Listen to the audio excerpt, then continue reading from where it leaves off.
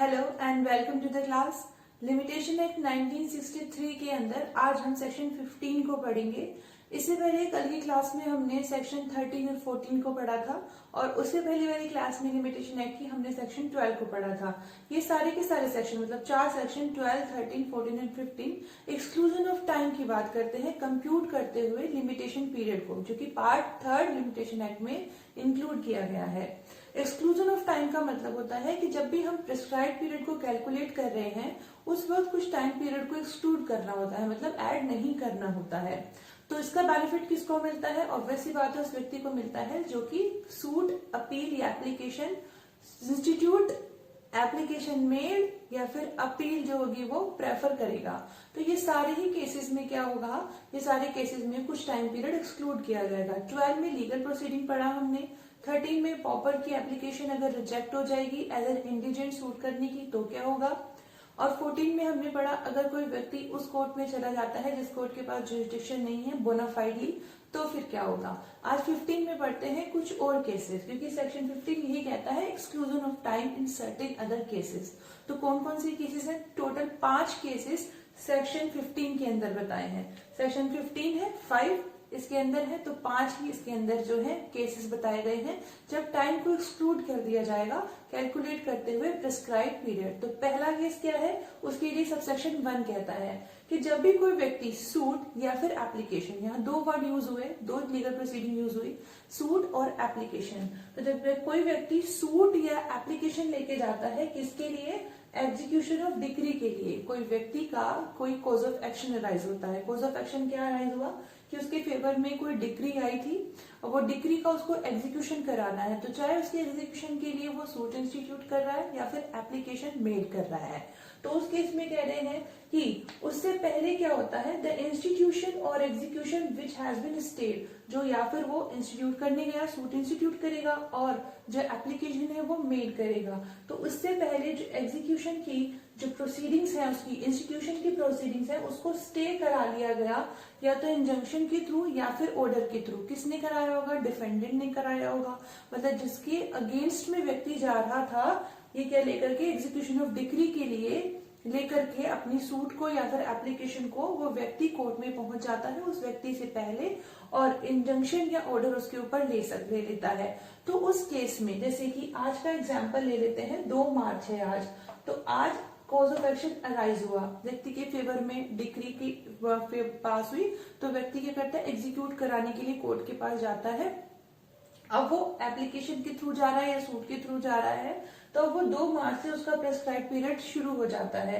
अब execution of decree के लिए हमारे स्केड्यूल में दिया गया है कि मैंडेटरी इंजंक्शन का केस छोड़ दिया जाए या ऑर्डर ऑफ कोर्ट छोड़ दिया जाए। कोई सिविल कोर्ट का कोई ऑर्डर हो, उन दोनों केसेस को छोड़ के, मैंडेटरी इंजंक्शन को और सिविल कोर्ट के ऑर्डर को छोड़ के, जो एग्जीक्यूशन ऑफ डिक्री का जो टाइम पीरियड होता है वो 12 ईयर्स होता है।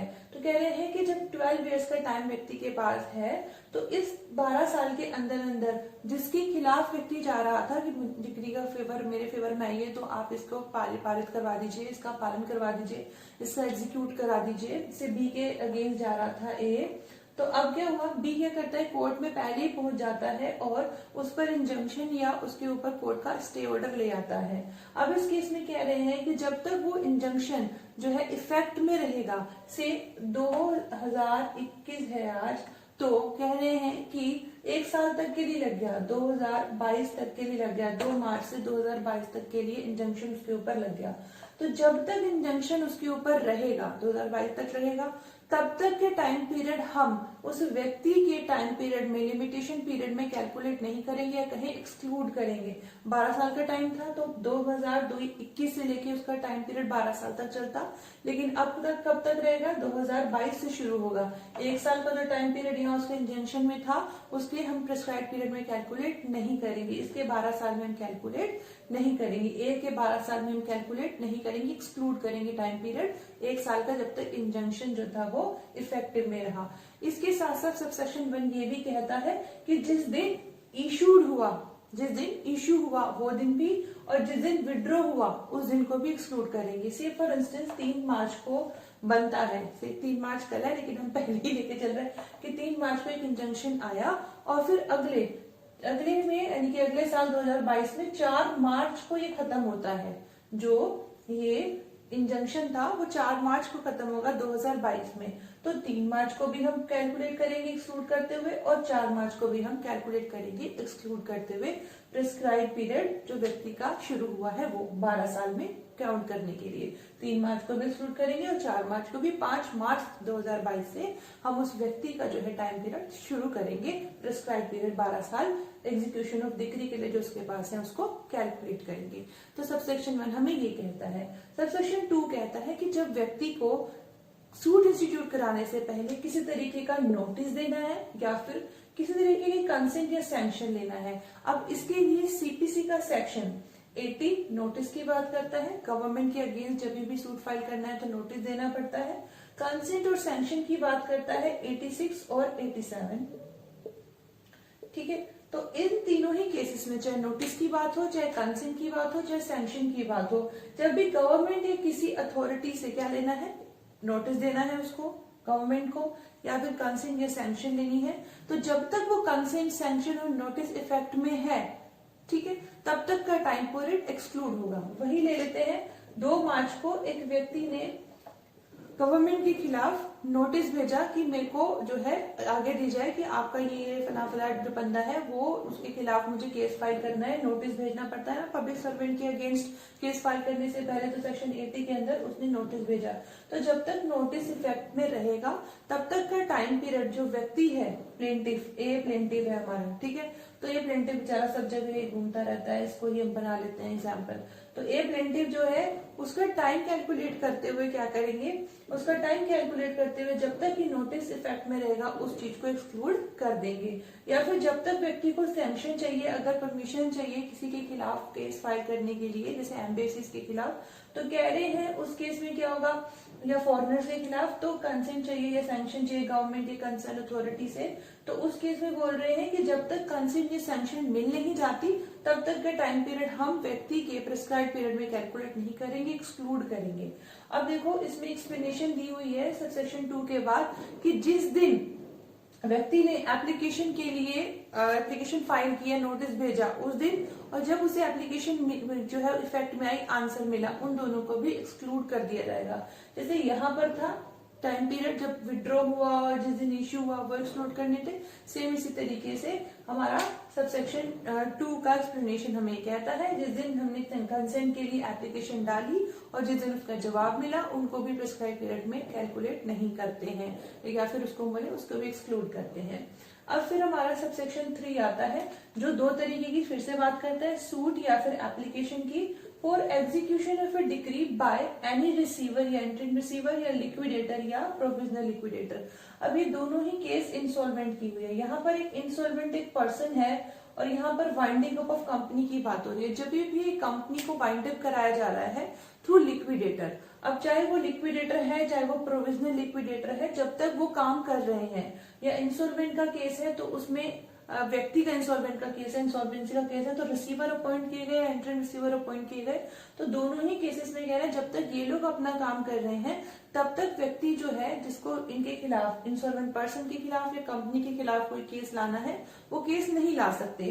तो टाइम पीरियड कहा है कि 3 महीने का टाइम पीरियड है, किसके पास, रिसीवर के पास और लिक्विडेटर के पास, कि 3 महीने का इनका काम करना है। तो 3 महीने के अंदर अंदर जो व्यक्ति होगा जिसको इंसॉल्वेंट के खिलाफ या फिर कंपनी के खिलाफ कोई सूट लाना है, कोई एप्लीकेशन लानी है और एग्जीक्यूशन ऑफ डिक्री के लिए, तो वो नहीं ला सकता है।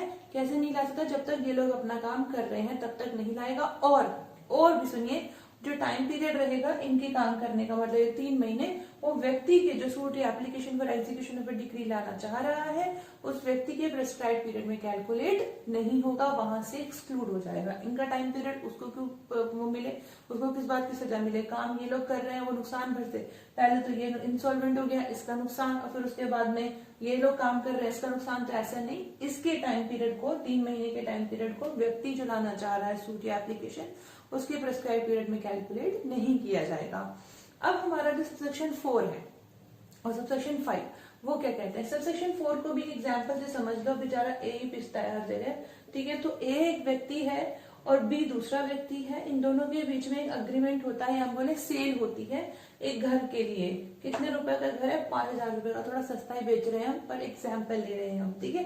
तो दोनों के बीच में डीलिंग हुई 5,000 रुपए घर के लिए। तो बी के पास एक घर है, बी कहता है मैं बेचने को तैयार हूँ, ए कहता है मैं खरीदने को तैयार हूँ, 5,000 रुपए तो हो जाता है, कॉन्ट्रैक्ट हो जाता है। अब क्या करता है, ए तो अपना पार्ट अदा करते हुए उसको 5,000 रुपए दे देता है, बी कहता है मैं घर नहीं दे रहा, मैं नहीं देना चाहता।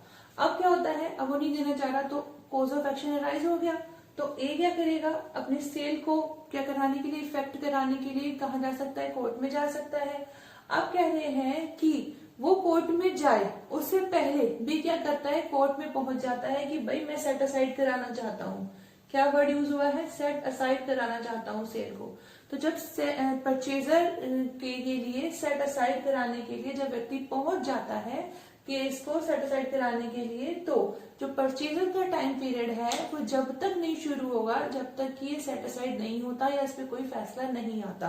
क्योंकि सेट असाइड करने के लिए पहुंच गया, से फॉर इंस्टेंस आज की तारीख में पहुंचा गया था, 2 मार्च को ही कोर्ट पे गया, ठीक है, 2 मार्च में कोर्ट के गया, तो 1 महीने तक केस चलता है। कोर्ट ने चलो फिर बाद में ये फैसला दिया कि भाई हम सेट असाइड नहीं करते। तो अब ये व्यक्ति का राइट आ जाता है कि वो कॉज ऑफ एक्शन करे कि भाई मेरे को, मैंने इसे पैसे दे दिए, अब मेरे को घर दिलवाओ। अब 3 मार्च से जो होगा इसका जो टाइम पीरियड है वो शुरू होगा, या फिर हम बोले नेक्स्ट मंथ तक, 1 महीने तक चला ना, तो मार्च के बाद अप्रैल आता है, ठीक है। तो ये 3 अप्रैल तक केस चला, तो 3 अप्रैल को जो है व्यक्ति का पीरियड शुरू हो जाएगा, प्रिस्क्राइब पीरियड। 2 मार्च से नहीं शुरू होगा, 3 अप्रैल से शुरू होगा। जितने टाइम तक केस चलेगा उसका जो प्रिस्क्राइब पीरियड है वो उसमें कैलकुलेट नहीं किया जाएगा, सेट असाइड का जब तक काम चल रहा है। सिंपल सी बात है। फिर उसके बाद लास्ट जो सबसेक्शन है, सबसेक्शन 5, वो ये कहता है कि जब भी जिसके खिलाफ केस आना है, मतलब डिफेंडेंट अगर इंडिया में नहीं है, फॉरेन कंट्री में है, ठीक है, या फिर वो टेरिटरीज में नहीं है इंडिया की, जो उन टेरिटरीज में जो कि सेंट्रल गवर्नमेंट की अथॉरिटी में आते हैं, ऑन द होल व्यक्ति इंडिया में नहीं, बाहर है, ठीक है। तो बाहर है, तो जब तक वो बाहर है तब तक जो है केस का जो है प्रिस्क्राइब पीरियड जो है वो, सूट का जो प्रिस्क्राइब पीरियड है वो कैलकुलेट नहीं होगा, या हम बोले वो एक्सक्लूड होगा जितने टाइम पीरियड के लिए। से कॉज ऑफ एक्शन आज ही राइज हो गया, 2 तारीख को ये राइज हुआ, ठीक है। अब व्यक्ति है वो डिफेंडेंट जो है जिसके खिलाफ कॉज ऑफ एक्शन राइज हुआ वो फॉरेन में है, वो यहाँ है नहीं। तो जितने टाइम पीरियड तक से अगर 1 साल तक वो बाहर है, तो जब 1 साल बाद आएगा तब जो है जो व्यक्ति है ए, ठीक है, ए जो व्यक्ति है उसका प्रिस्क्राइब पीरियड तब से शुरू होगा जब वो व्यक्ति वापस इंडिया की बाउंड्री में आ जाएगा।